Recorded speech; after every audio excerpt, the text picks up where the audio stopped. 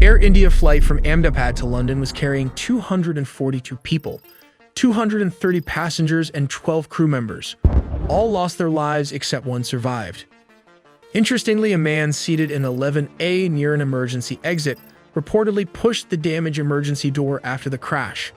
Mysteriously, a man walked out of the plane with no serious injury. We'll look at the various scenarios, how it might have crashed. Was it dual engine failure, or should the flaps are retracted or not retracted? All analysis in the video ahead. Here is the detailed timeline. At 1:39 p.m., Flight AI-171 took off from runway 23 at Sardar Vallabhbhai Patel International Airport in Ahmedabad. Weather conditions were reported to be stable with clear skies and good visibility, ideal for flying. Moments after takeoff, the aircraft climbed to an altitude of approximately 625 feet, or about 191 meters. Then, without warning, it began to lose altitude rapidly. Within a few minutes, around 1:42 p.m. It is here the flight crew made a distress call, declaring a mayday to air traffic control.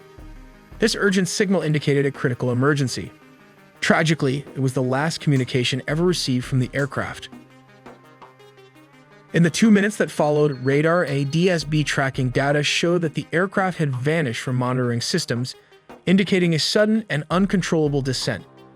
At around 1:44 p.m., the aircraft crashed into Meghani Nagar, a densely populated neighborhood just outside the airport perimeter. The plane struck a hostel building on the campus of BJ Medical College, where students were inside. The impact caused a massive explosion, followed by thick plumes of black smoke rising above the crash site. We do have several possible scenarios to consider. However, it's important to remember that the investigation is still ongoing, so these should be taken with a grain of salt. One particularly remarkable detail has emerged. The sole survivor of the Air India Flight AI-171 crash reportedly heard a loud noise just 30 seconds after takeoff.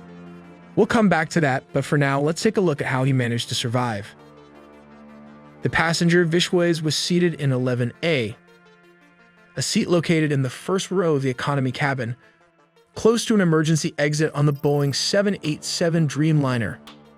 As the aircraft began to lose altitude rapidly and headed toward a residential area, it was initially unclear whether it had struck a building.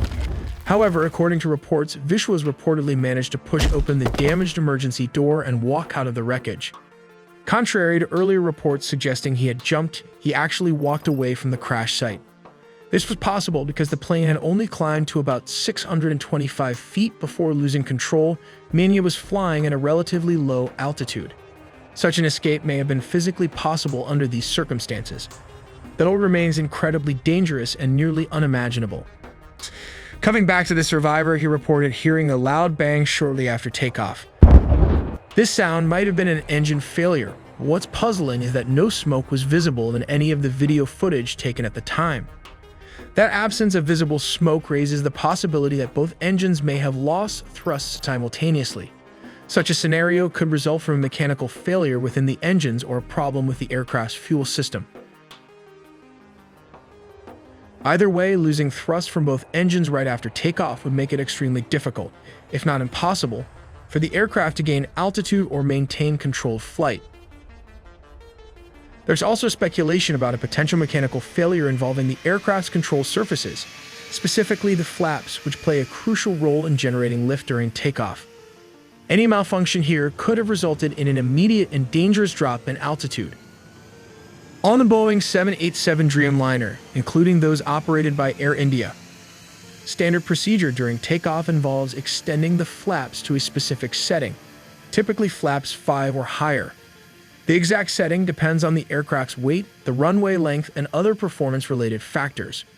Once the aircraft has safely accelerated and gained altitude, the flaps are gradually retracted. This process is essential for transitioning the aircraft into climb mode. However, in the case of the Air India crash in Ahmedabad, it appears the flaps were either fully retracted or not extended at all during takeoff, an abnormal and highly dangerous condition. Taking off with flaps retracted or retracting them too soon drastically reduces lift at low speeds and altitudes. This compromises the aircraft's ability to climb and significantly increases the risk of a stall or complete loss of control. Just wanted to let you know, I was flying on a different version of a Boeing plane during my trip to Ireland for a family visit. We've had to rely on airport Wi-Fi, which can be dangerously insecure. Using Surfshark VPN, it not only encrypts our data, but also changes our IP address, allowing us to appear virtually anywhere in the world. Now take a look at my Netflix account. As you can see, I'm currently set to Ireland. You have hundreds of countries to choose from. When you found the country you're looking for, simply click it. In this case, I choose a US server. And just like that, you're in Netflix US. Beyond streaming, Surfshark VPN also includes robust antivirus protection to shield your devices from viruses, malware, ad trackers, and third-party snooping. And finally, with just a single Surfshark VPN subscription, you're not only covering yourself, you can also protect your friends, family, or even your entire city if you really wanted to. So go into our link surfshark.com/AITELI by buying through the promo link. You'll get 4 extra months free, assured by a 30-day money-back guarantee. It's also very important to study another case-plane crash scenario which hit a bird to help us understand better.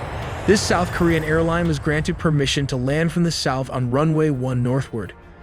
But control tower cautions against bird activity, so the aircraft made a slight deviation in flight path. The pilot declares Mayday after it hit a couple of birds, and it was instructed to make a go-around and land on runway 19 southward. It was at this moment the airplane encountered another problem with the landing gear, which did not open. Finally, the plane had to make a belly landing with what was supposedly a landing gear failure because it hit in the middle of the runway and crashed into the elevated localizer antenna and concrete, erupting into a huge fireball, while the tail section remained intact. More details all in the video ahead.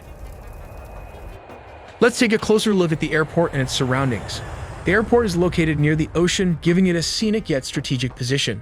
The primary feature of the airport is its single runway, designated Runway 0119, which measures 2,800 meters, which is approximately 9,186 feet in length.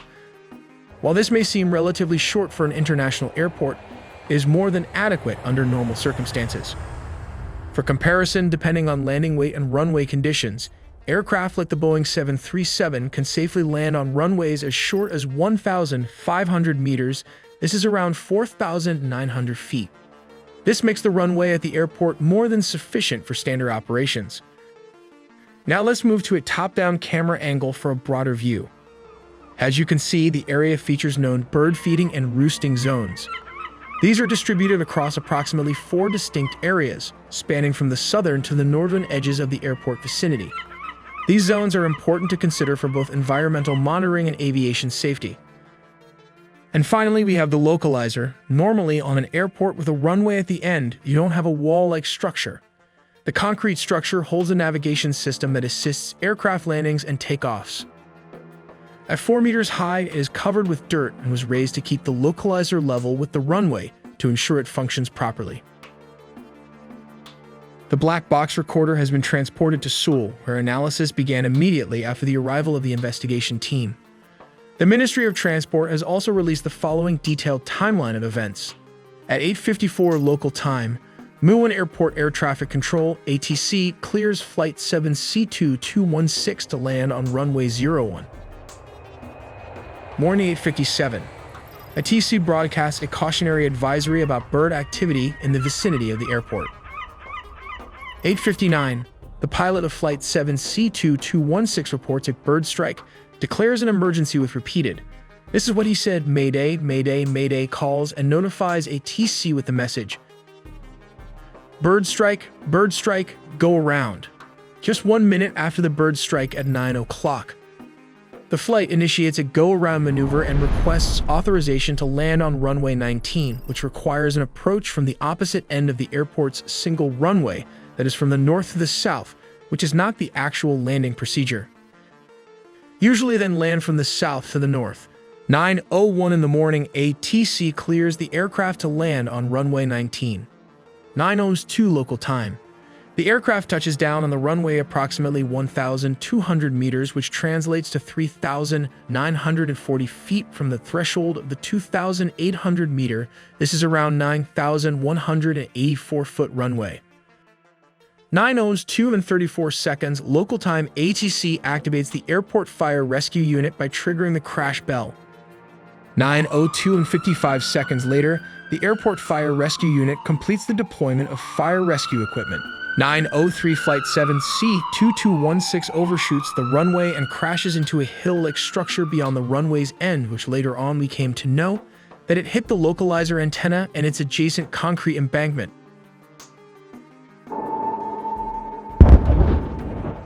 9:10 local time, the Ministry of Transport receives an official accident report from airport authorities. 9:23. One male passenger is rescued and transported to a temporary medical facility for emergency treatment. 9:38. Muon Airport is officially closed. 9:50. A second person is rescued from within the tail section of the aircraft. Authorities are investigating whether the located beyond the end of the runway contributed to the crash. We also make original engineering content, so please subscribe and hit the notification bell for more videos.